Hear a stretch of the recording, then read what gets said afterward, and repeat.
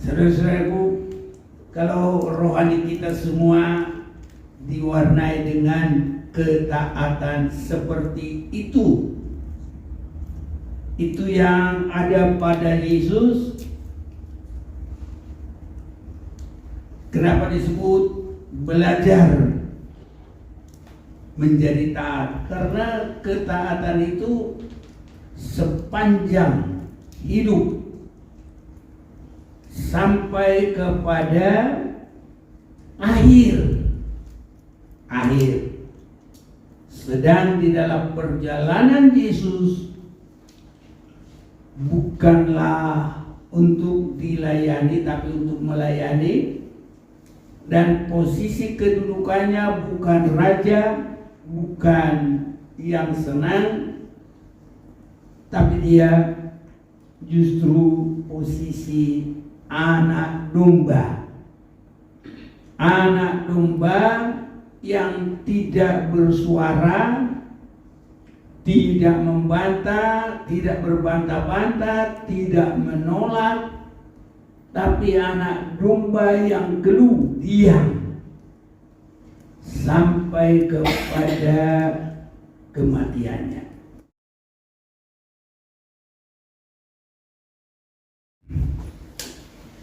Saudara-saudaraku, ibadah itu sangat besar gunanya kalau kita ada di dalam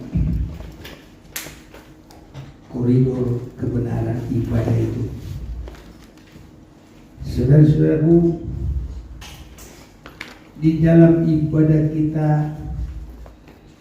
satu hal yang sangat penting Tuhan kehendaki ada pada kita adalah satu ketaatan. Yesus saja kita boleh baca di dalam Ibrani pasal yang ke-5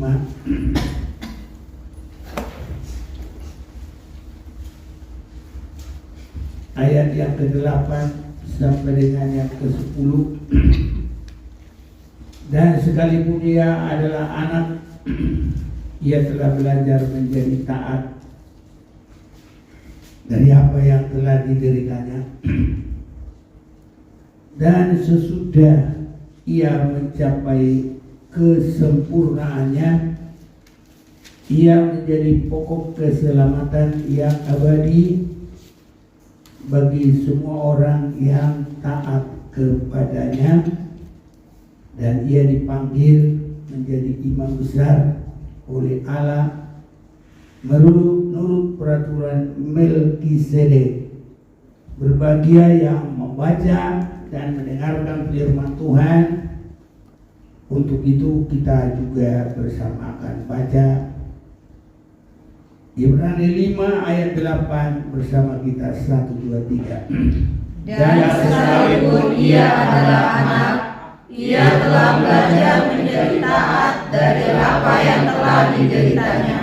Dan sesudah ia mencapai kesempurnaannya, ia menjadi pokok keselamatan yang abadi bagi semua orang yang taat kepadanya. Dan ia dipanggil menjadi imam besar oleh Allah menurut peraturan Melkisedek. Saudara-saudaraku, ini sangat penting bagi kita. Yesus saja dia anak Allah, dia belajar taat. Belajar itu dia ada berusaha. Belajar itu dia ada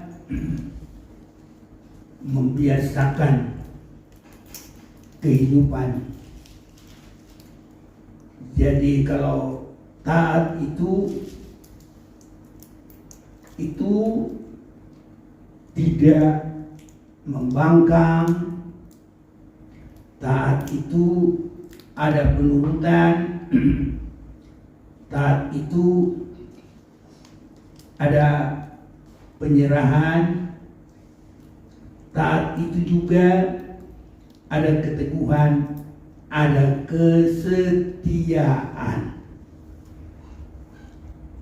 Saudara-saudaraku, kalau rohani kita semua diwarnai dengan ketaatan seperti itu yang ada pada Yesus. Kenapa disebut belajar menjadi taat? Karena ketaatan itu sepanjang hidup sampai kepada akhir. Sedang di dalam perjalanan Yesus bukanlah untuk dilayani, tapi untuk melayani. Dan posisi kedudukannya bukan raja, bukan yang senang, tapi dia justru posisi anak domba. Anak domba yang tidak bersuara, tidak membantah, tidak berbantah-bantah, tidak menolak, tapi anak domba yang geluh, diam sampai kepada kematiannya. Jadi prosesnya di situ, ini saudara-saudara ya, kalau domba itu prosesnya itu banyak ya, bisa diguntingi bulunya, itu menunjukkan tidak diperhitungkan kebenarannya, selalu saja disalahkan.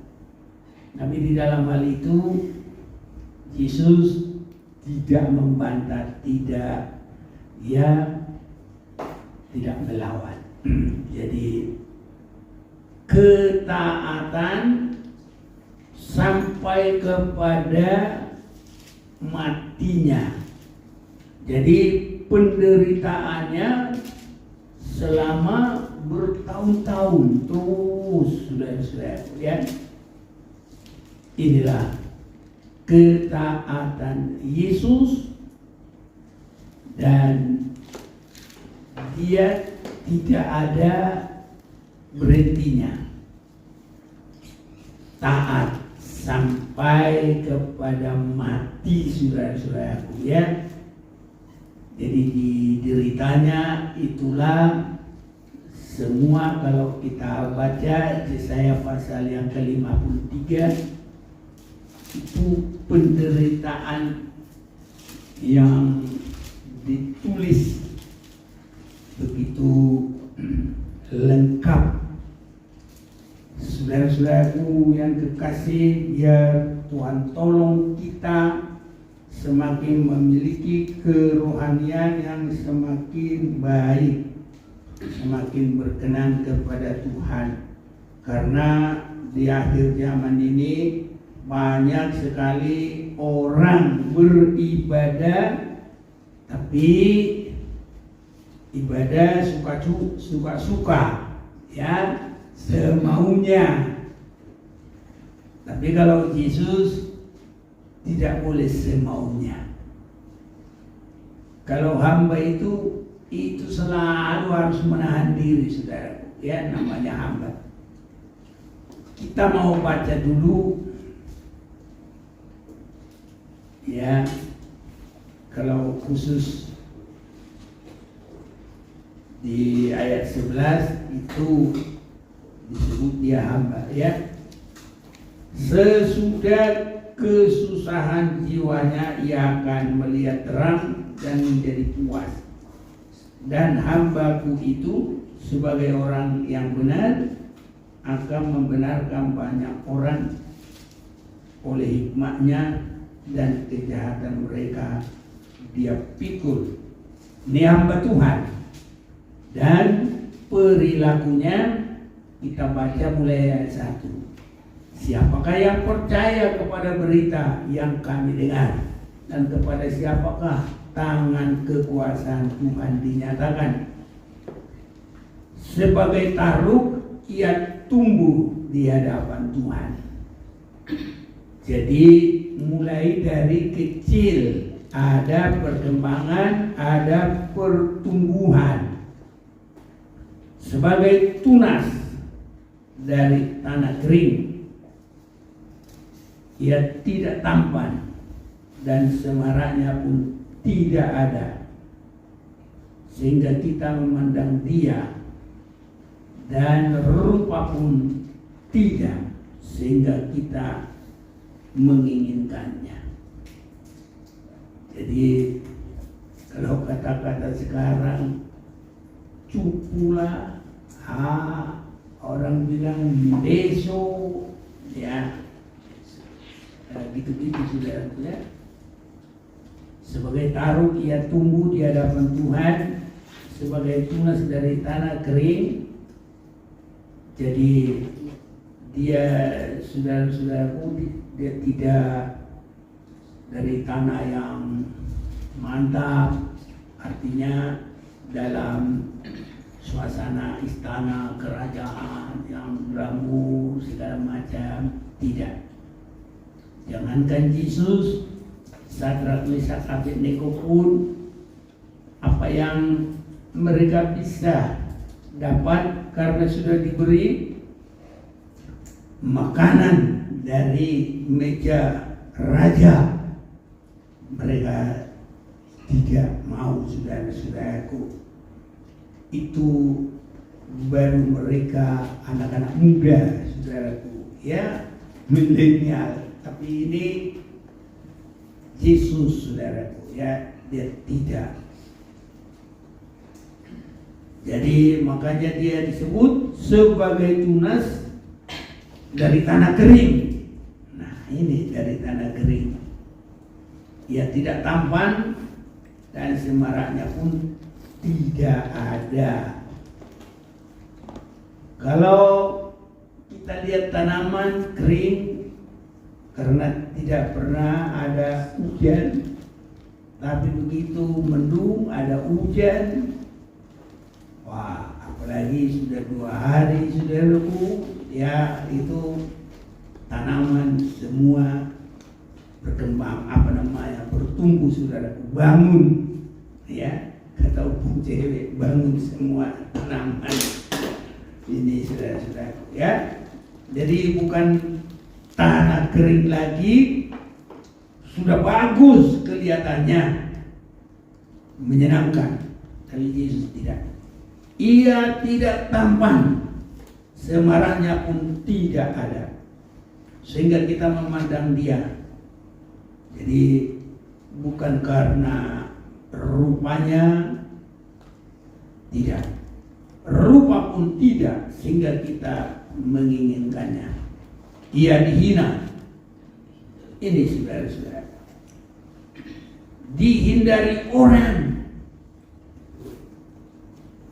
Jadi kalau kita perhatikan ini, saudara-saudaraku, ya, pengalaman kita masih terlalu jauh. Tapi kiranya Tuhan tolong kita bisa semakin mengikut Yesus dan memiliki ketaatan mengikut Yesus. Tidak hanya mengikut dan tidak mengikut suka-suka, tapi taat. Ia dihina dan dihindari orang, seorang yang penuh kesengsaraan dan yang biasa menderita kesakitan.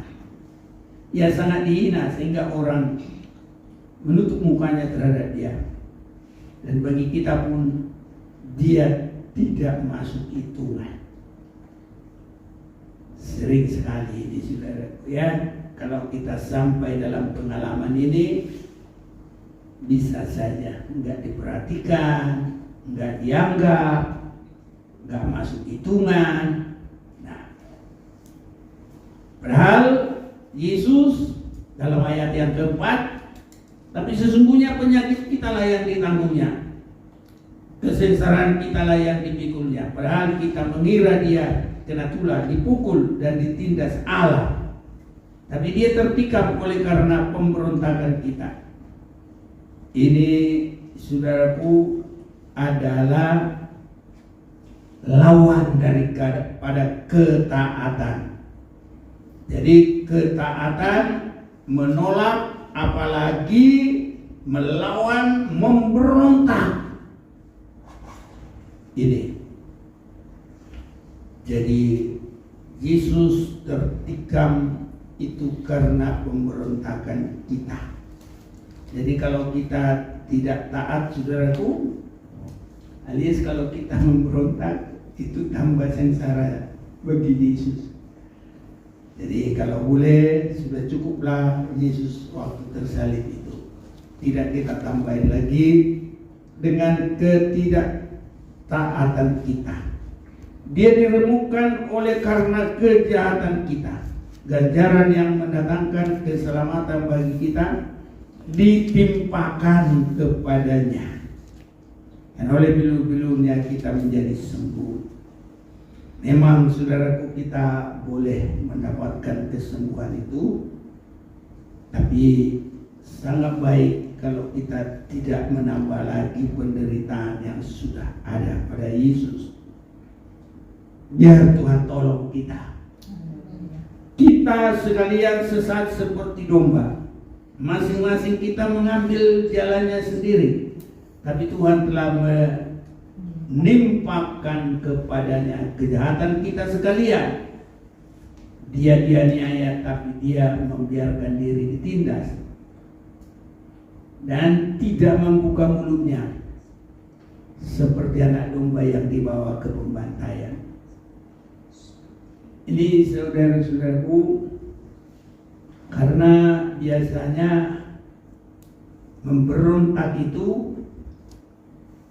itu diawali dengan bicara yang tidak menyenangkan. Apalagi kalau demo-demo, saudara-saudaraku, ya, kan itu mau menjatuhkan, mau apa, ya kan? Jadi tidak cukup hanya dengan suara. Makanya mereka harus pakai pengeras suara lagi, sampai berkali-kali dari suara. Ini saudara-saudaraku. Jadi kita semuanya, apapun yang terjadi, kalau sedang mengalami ujian dan cobaan, ada baik kita tidak membuka mulut, saudara-saudaraku.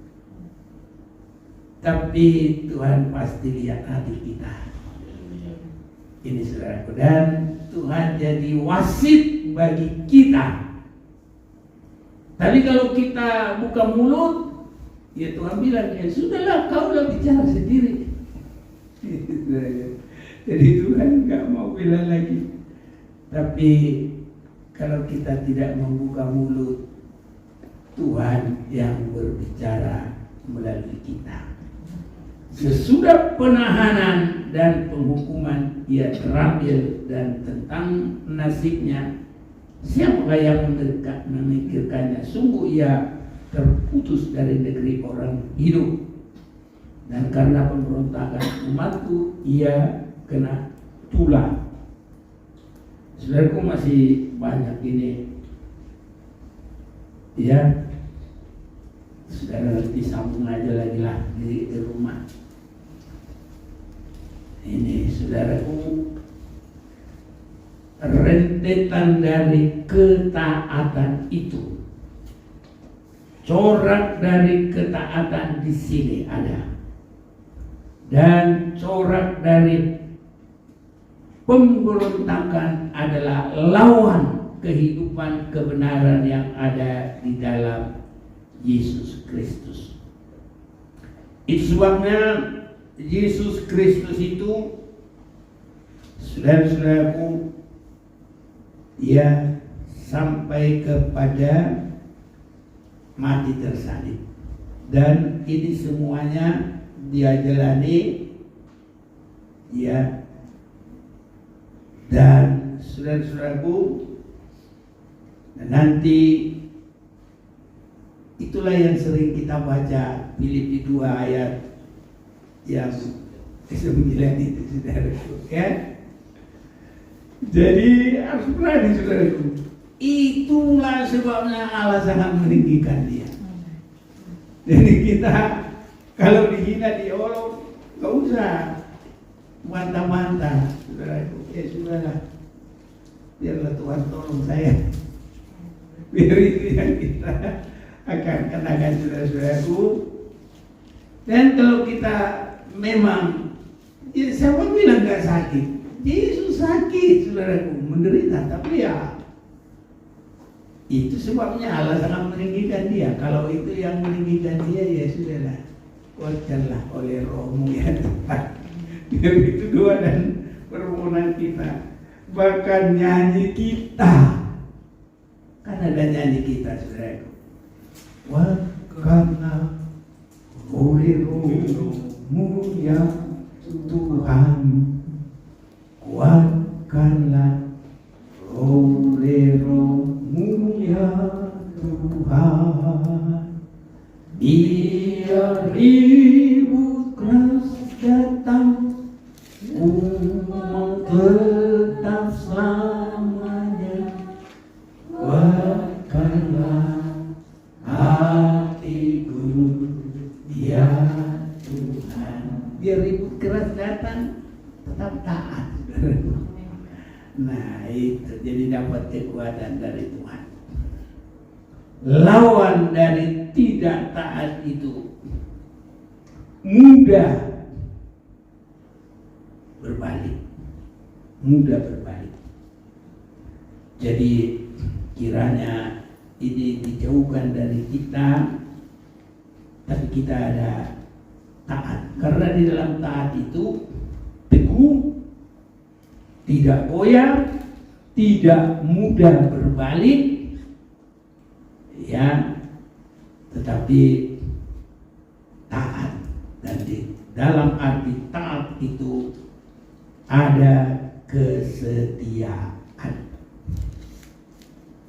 Itu sebabnya, saudara-saudaraku, kalau kita kuat menerima firman, itu sudah sangat bagus itu. Sangat bagus. Kalau orang biasa terima berkat, belum tentu rohaninya kuat. Apalagi namanya taat. Sungguh benar. Tapi kalau orang sudah kuat terima firman, apalagi firman yang mengajar, yang mematikan keinginan daging, nah itu bisa kuat, bisa taat. Kalau orang Kristen hanya terima berkat-berkat, belum tentu kuat. Ini sudah masih mudah berubah, mudah beralih. Itu sebabnya jangan berkat-berkat dari pondasi rohani kita. Setan juga bisa memberi, saudara. Dia ajak, roh yang ajak Yesus ke apa? Kemana? Ke atas gunung ini, saudara, ya, untuk dicobai oleh iblis. Apa kata iblis? Asal kamu mau menyembah saya, lihat di semua ini dunia ini. Ditunjukkan, saudara, sepanjang yang bisa dilihat dari atas gunung nih. Berapa kilo bisa dilihat, saudara? Ya. Jadi itulah dia bilang, kalau kamu mau menyembah saya, semua ini ya berikan kepadamu. Tapi Yesus itu enggak gila hadiah, enggak untuk berkat-berkat begitu. Dia sudah menetapkan dalam dirinya, aku datang ke dunia ini hanya untuk melakukan kehendak Bapa. Itu sudah ada itu di dalam dia itu. Ya, ini sudah. Jadi kita mau lihat dulu dalam kitab Keluaran. Sebenarnya kalau saya perhatikan, mulai mereka keluar dari Mesir, mujizat. Raja Mesir yang begitu hebat pada saat itu, dia berkata, siapa yang mau menyembah Tuhannya silakan pergi. Siapa yang membutuhkan segala apapun yang dibutuhkan, kasih. Nah ini, jadi saya boleh katakan itu udah berkat besar itu. Ini saudara-saudara, bangsa Israel pergi semuanya, tapi dikejar lagi sama Raja Firaun. Dan terjadilah mujizat yang luar biasa. Laut terbelah. Ini bukan suatu hal yang mudah, saudaraku. Dan itu terkenal. Ada bikin filmnya, segala macam ceritanya. Tapi kalau bukan versi Alkitab, sudah menyesatkan saudaraku, karena sudah banyak di rubah-rubah. Jadi hati-hati, kalau bukan versi Alkitab, itu bukan fondasi hidup kita. Jadi harus versi Alkitab. Saudara-saudaraku, bangsa Israel ini mulai keluar mujizat yang luar biasa dari Mesir. Laut itu dikeringkan. Baru mereka boleh mendengar suara Allah dari atas gunung. Tetapi saudara-saudaraku, apa yang terjadi? Sudah pun banyak begitu mujizat dan mujizat, pertolongan demi pertolongan, tetapi kalau sudah mulai Tuhan meningkatkan kepada ketetapan firman, di situ saudara-saudara, cuma 40 hari bangsa Israel tidak bertahan. Padahal baru melihat mujizat, baru dapat berkat, baru apalah situ. Dan yang paling hebatnya saudaraku, mereka itu benar-benar disebut menari-nari.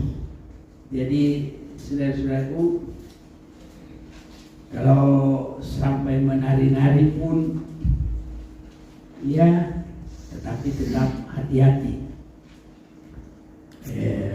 Intinya bukan di situ. Karena kalau kita lihat, memang ini di dalam Keluaran pasal 15, nyanyian Musa dan Israel. Pada waktu itu Musa bersama-sama dengan Israel menyanyikan nyanyian ini bagi Tuhan yang berbunyi, baiklah aku menyanyi bagi Tuhan sebab Dia tinggi luhur, kuda dan penunggangnya dilemparkan ke dalam laut. Tuhan itu kekuatanku dan mazmurku, Ia telah menjadi keselamatanku. Ia Allahku, Ia Allahku, kupuji Dia. Ia Allah Bapa, kuluhurkan Dia. Tuhan itu pahlawan perang, Tuhan itulah namanya. Karena Firaun dan pasukannya dibuangnya ke dalam laut, para perwiranya yang pilihan dibenamkan ke dalam laut terbelah. Samudera raya menutupi mereka, ke air yang dalam mereka tenggelam seperti batu. Tangan kananmu Tuhan mulia karena kekuasaanmu. Tangan kananmu Tuhan menghancurkan musuh. Dengan keluhuranmu yang besar, Engkau meruntuhkan siapa yang bangkit menentang Engkau. Engkau melepaskan api murkamu yang memakan mereka sebagai tunggul gandum.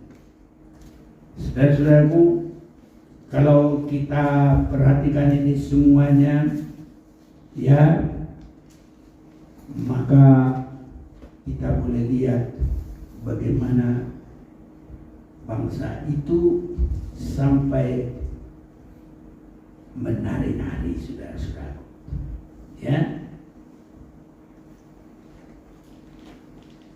ya, saya mau baca lagi 19. Ketika kuda Firaun dengan keretanya dan orangnya yang berkuda telah masuk ke laut, maka Tuhan membuat air laut berbalik meliputi mereka, Tapi orang Israel berjalan di tempat kering dari tengah-tengah laut. Ini luar biasa, saudaraku. Ya, luar biasa. Kalau kita boleh bayangkan ini, seandainya kita ada di sana, waduh, kayak bagaimana, saudaraku. Jadi bangsa Israel ini seperti ayat 20 ini. Lalu Miriam Nabiya itu saudara perempuan Harun mengambil rebana di tangannya dan tampillah semua perempuan mengikutinya memukul rebana serta menari-nari. Ini hebat, saudara.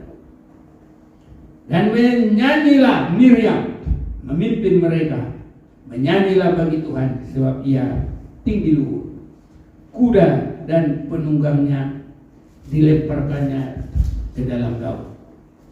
Sampai di sini baik, saudara-saudara. Tapi kalau tidak ada rendah hati dan taat, kalau masih modal melihat mujizat, saudaraku, bukan salah, itu sudah bagus, sudah hebat. Tapi kerohanian masih bisa mudah berbelok.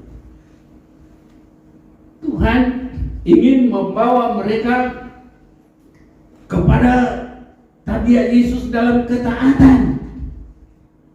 Bangsa Israel hanya menunggu Musa 40 hari bisa berubah. Ini saudara. Itu sebabnya harus sampai berdiri di dalam firman Tuhan. Biar Tuhan tolong kita. Dan itu kata Yesus, orang yang membangun rumah di atas batu, walaupun hujan, angin, banjir, rumah itu tidak roboh. Haleluya. Ini saudaraku. Jadi bagus, saudaraku, ada berkat. Senanglah. Saya betul enggak senang. Saya juga kalau diberkati senang. Cuma berkatnya harus dua-dua. Berkat rohani, berkat jasmani, berimbang, saudaraku. Ini ya Tuhan tolong kita berkat yang begitu, amin. Rohani diberkati, jasmani juga diberkati, saudaraku. Jangan cuma rohani diberkati, jasmani tidak. Nanti kita nyanyinya begini, biar saya miskin di sini, tapi kaya di surga. Jangan begitulah. Kaya di sini, kaya juga lah di surga. Biar saya lapar di sini, tapi kenyang di surga. Gak enak lah. Tuhan kita itu semuanya ada jalannya.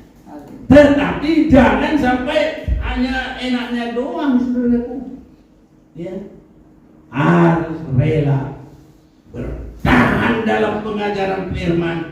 Walaupun terjadi ujian, cobaan dan tantangan. Ini saudara. Jadi hanya menunggu 40 hari bangsa itu sudah berubah. Gak taat, saudaraku. Gak tekun. Dan sudah memberontak.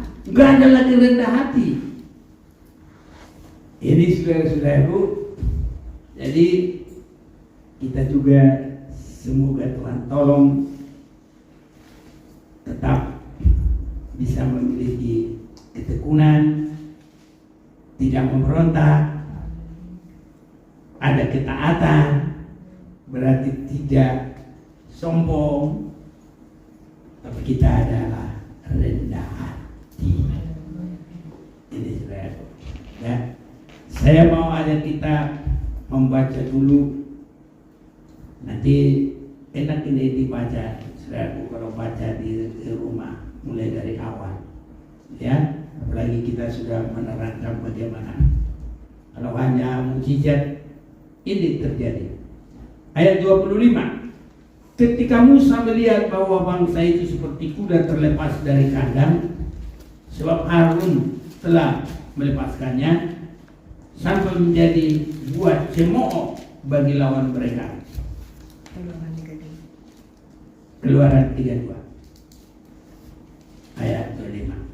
Sekarang 26. Maka berdirilah Musa di pintu gerbang perkemahan itu, serta berkata, siapakah yang memihak kepada Tuhan, datanglah kepadaku. Lalu berkumpullah kepadanya seluruh Bani Lewi. Jadi sudah langsung berubah, saudara-saudara, ya, mudah sekali berubah. Dan apa yang mereka katakan, ayat 18, tapi mulai 19.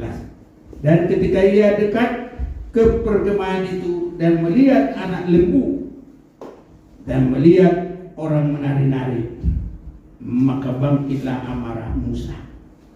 Dilemparkannya lah kedua loh itu dari tangannya dan dipecahkannya pada kaki gunung itu. Ini saudara-saudaraku baru menari-nari memuji Tuhan. Sekarang menari-nari menyembah berhala. Itulah saudaraku, tidak ada ketaatan. Yesus untuk masuk dalam kerajaan yang kekal, dia harus taat sampai mati. Tapi bangsa Israel walaupun sudah melihat mukjizat yang begitu hebat, mereka begitu cepat menari-nari dan menyembah kepada patung emas dari lembu emas. Makanya saudaraku, kalau dibaca di rumah, nanti baca lagi di rumah.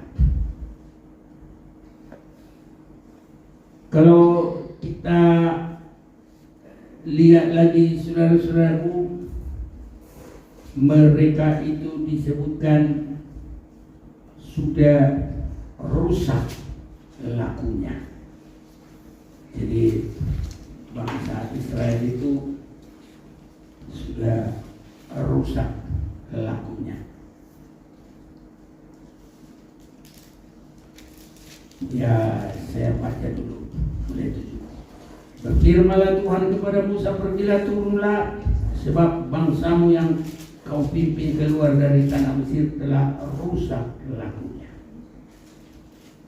Saudara-saudaraku, ini rusak laku ini tidak ada ketekunan, tidak ada kesetiaan, tidak ada ketaatan.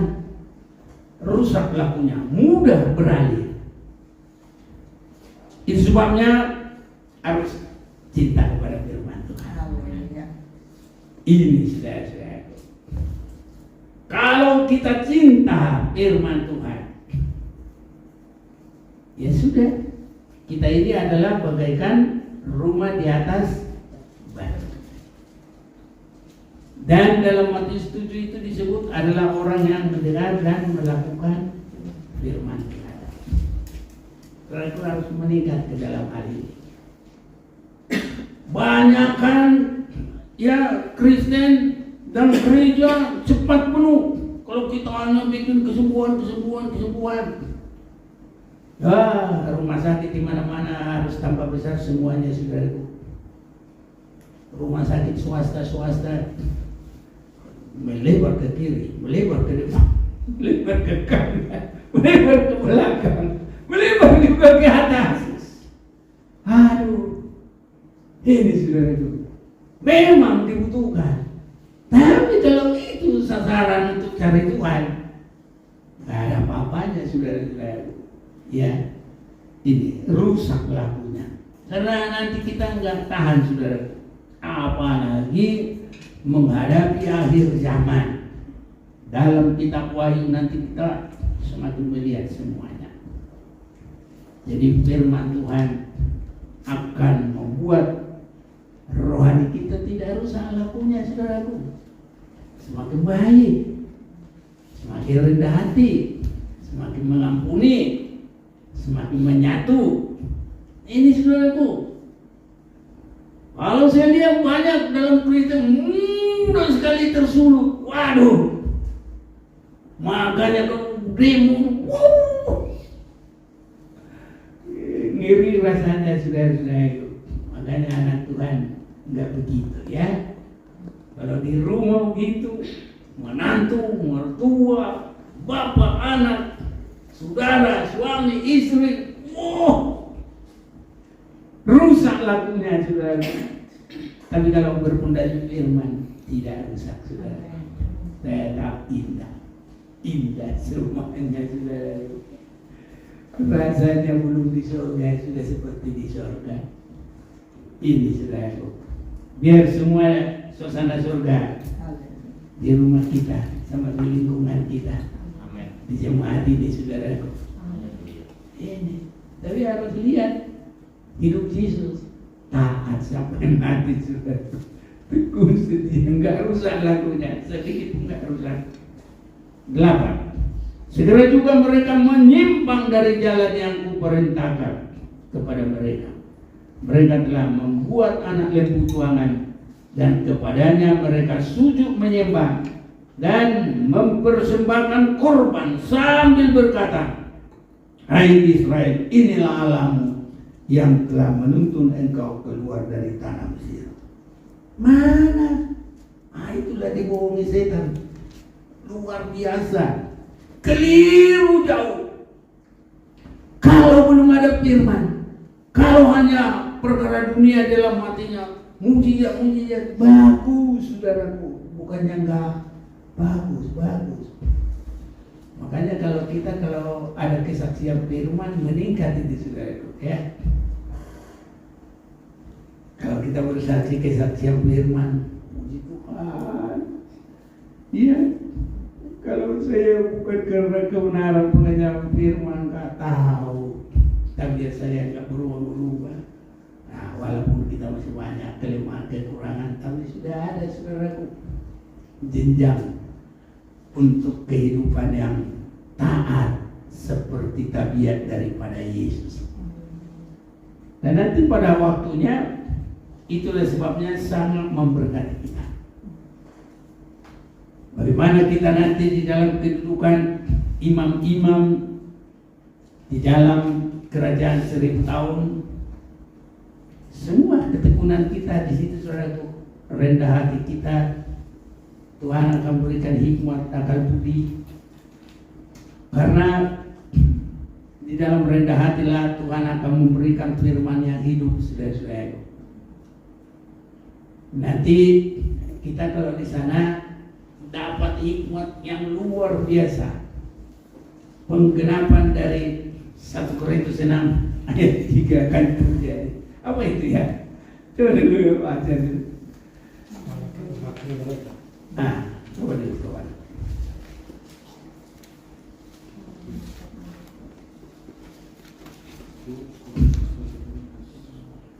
Ya, 1 Korintus 6 ayat 3.